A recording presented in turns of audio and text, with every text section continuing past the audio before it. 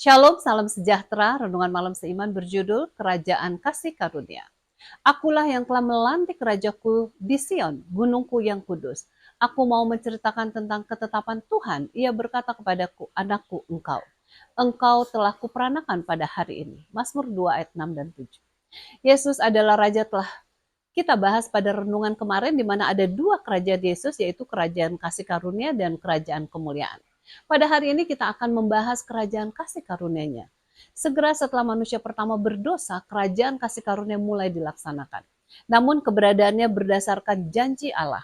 Melalui kasih karunia Allah, hal itu dimungkinkan bahwa orang berdosa dengan menunjukkan iman mereka kepada janji-janji Allah dapat menjadi warga negara kerajaan kasih karunia-Nya.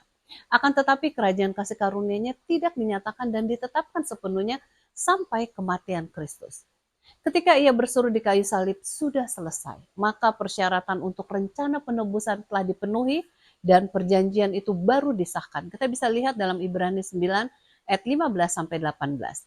Pernyataan Yesus, waktunya telah genap, kerajaan Allah sudah dekat. Markus 1 ayat 15 adalah referensi langsung kepada kerajaan kasih karunia-Nya yang segera akan ditetapkan oleh kematiannya. Kerajaan yang didirikan di atas karya penebusan melalui kasih karunia menerima warganya melalui regenerasi kelahiran baru. Yesus memerintahkan, jika seorang tidak dilahirkan dari air dan roh, ia tidak dapat masuk ke dalam kerajaan Allah. Yohanes 3 ayat 5. Ia membandingkan pertumbuhan kerajaan Allah dengan perkembangan fenomenal dari biji sesawi dan efek ragi pada tepung. Markus 4 ayat 22 sampai 31 dan Matius 13 ayat 33. Kerajaan kasih karunia tidak terlihat dalam pertunjukan lahiriah, tetapi melalui pengaruhnya pada hati orang yang percaya.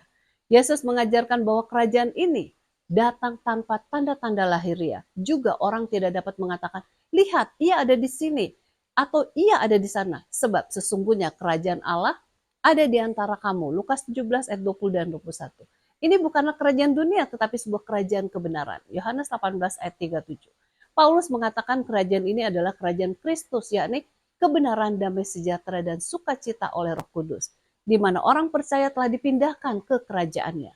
Roma 14 ayat 17, Kolose 1 ayat 13. Melalui penghinaan yang paling dalam, yaitu kematian di kayu salib, Kristus menegakkan kerajaan kasih karunia-Nya.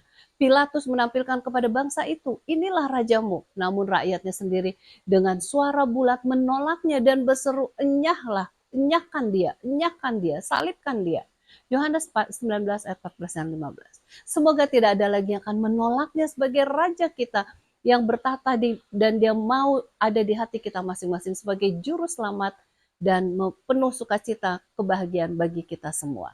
Kiranya Tuhan memberkati.